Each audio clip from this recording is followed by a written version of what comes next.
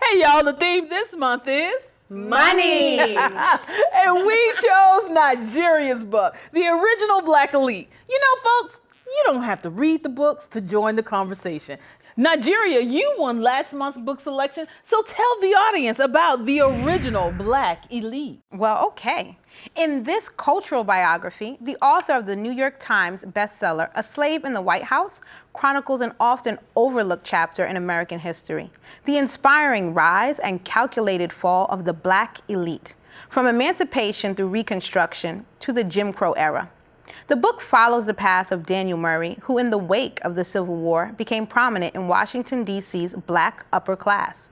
Through Daniel Murray, Elizabeth Dowling Taylor traces the rise, fall, and disillusionment of the upper class African Americans whose prospects were crushed by Jim Crow segregation and the capitulation to white supremacist groups by the government. Illuminating and powerful, the book brings to life a dark chapter of American history, revealing how race and class have long played a role in determining who succeeds and who fails. The Original Black Elite, Daniel Murray and the story of a forgotten era that should have never been forgotten. Ladies, that was so deep, very deep. Are we ready for the discussion? Yes. So grab your cups. It's time for The Tea.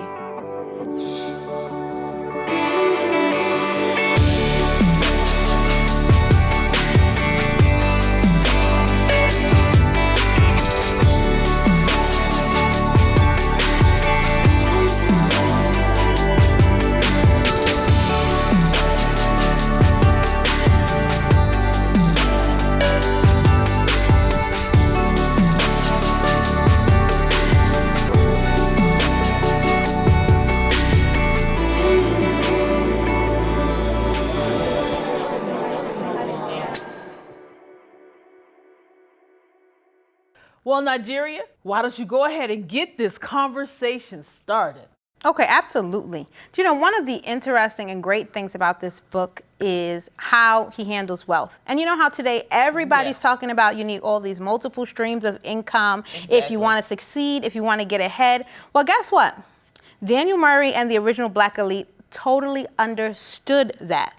And that really made their transition from basically from slavery to being free people so much easier. He was working at the Library of Congress, but he also started doing some investments, and then he took some of his money, invested in real estate, and then he told his friends, just give me some money. just give me some money. I mean, look at this. How many of us would really do this?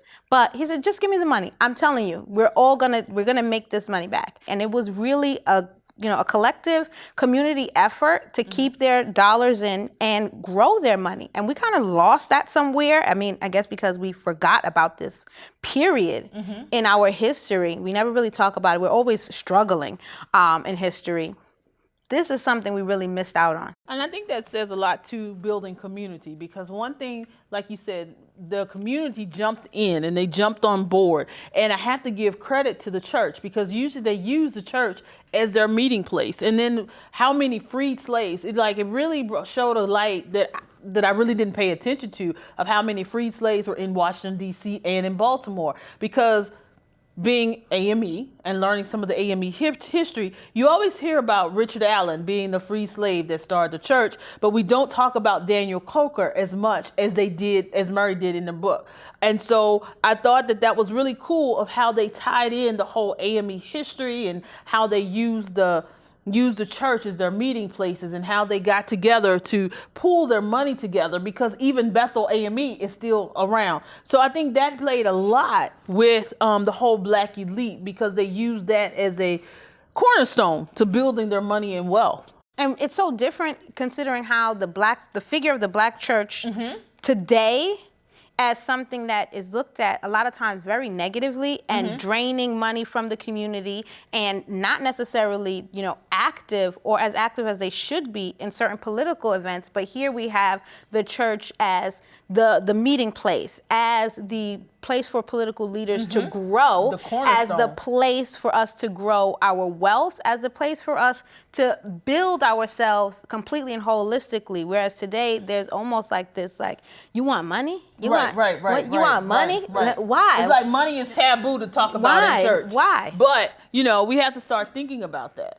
Well, I thought it was also interesting that, despite the money, I mean, their position as being elite was fragile because, money alone is not protection because, if the laws don't support you or the government doesn't enforce the law in your favor because you don't have that influence and political clout, you can lose your money or your money is no protection if someone won't let you sit in the restaurant and serve you a meal or kills you and gets away with it.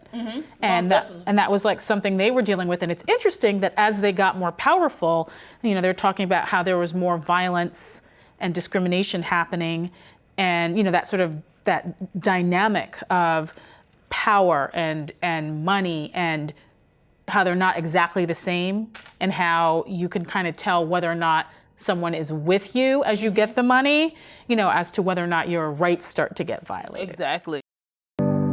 And those in the black elite, they were willing to go along with the idea that there would be class differences, but differences solely on the color of one's skin was something that they were slow to recognize was really happening. So when the federal government decided that it was time for reconciliation with the South, and that they would adopt this let alone policy, then for African Americans, that was the beginning of being reoppressed. I think the original Black elite is so important of a work because it reminds us of what is in our heritage. We do have, we did rise from slavery to retain some privileges and then also build wealth for ourselves. And this is all happening before athleticism or music or entertainment that so many, of course, great Black artists are known for. Right. But at the same time, we still do have investments and collecting wealth from the community to build together. So that's something that we all need to be reminded of. And that's what I think this is a great read for everyone, just to really educate ourselves. Yeah, their intellectual prowess, like you said, it was not so much about the physicality. It wasn't just about them being performers or caricatures for white America or for Black America. This wasn't how they were going to make their money. And there's almost this, huge, even though we have a lot more rights and opportunities, there's this huge reliance on, just singing and dancing for us to create and generate wealth. And this was about urgency. It was about work ethic, being smart and getting things done and making it happen. And they built on education. Education really was their key. We don't value education.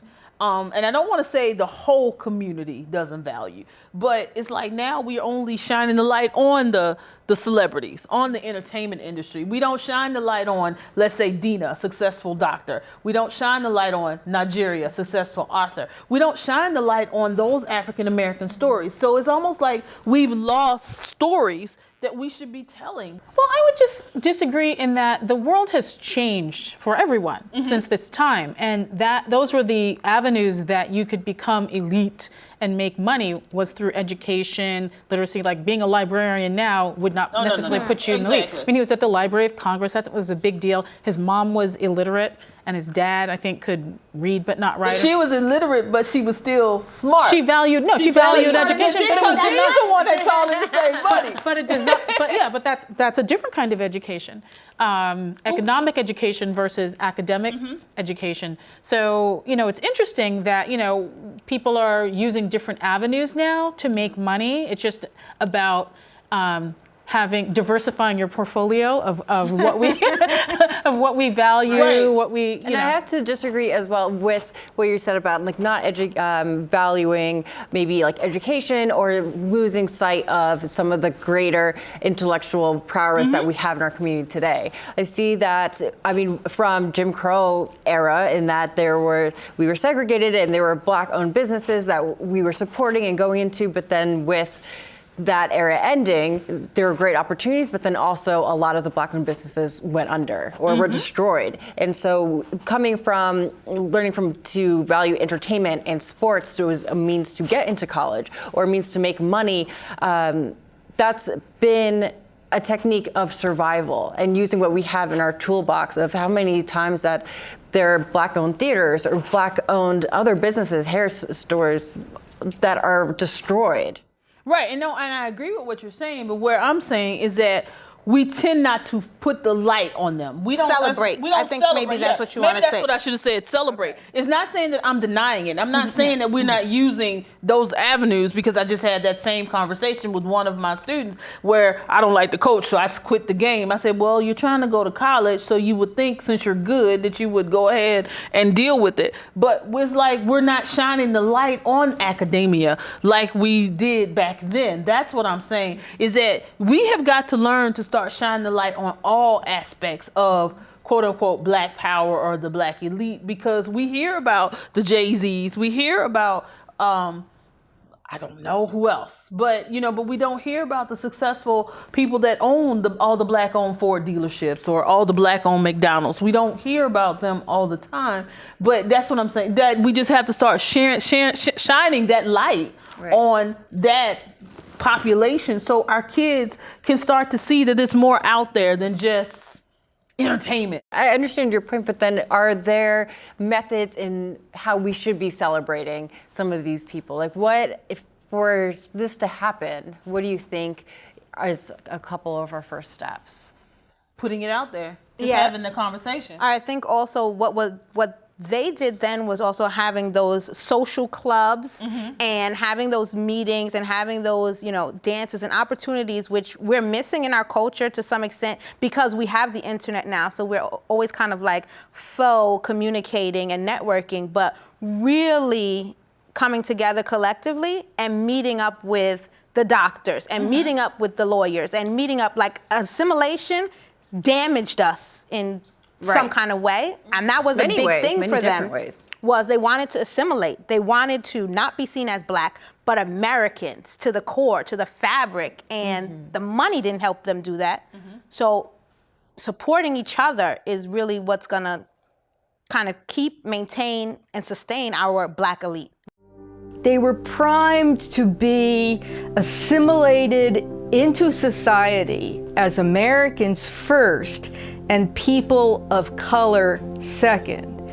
That should not be misunderstood to think that they did not wholly identify with being African American. But they were proud of their African American heritage. They wanted to be accepted as Americans with no apology for color. And that was one of the reasons why we can describe Daniel Murray and his associates as race men to the core. Right, but I also would have to say it starts right here where we are. We're having the conversation. Definitely. We are having the conversation, even though it took us to read the original Black elite, but we're having the conversation, and that's how we're gonna know who's in our community. And the T is the perfect place to start those conversations. Yes, this is the place where we always ask, who's telling your story? And we're telling your story at the T. And what's really interesting about this is it's not just about money. Daniel Murray was a librarian. He worked at the Library of Congress, and one of its pet projects was documenting, Black books, the Black experience. And so I think he'd be a fan of the T. Most definitely. And that's why we love having the Tea on Facebook. We're gratified by seeing people join in the conversation, share what they love about our books, and then also walking us through their journey and experiences. Join the Tea. Get your friends in on the conversation. Who's telling your story? We are The T. The Tea. The Tea. the T. really appreciate you clicking in, and we hope you will keep the conversation going and growing on our Facebook page. Subscribe to our YouTube channel and watch our new episodes every Thursday. And remember, everybody, who's telling your story? The T!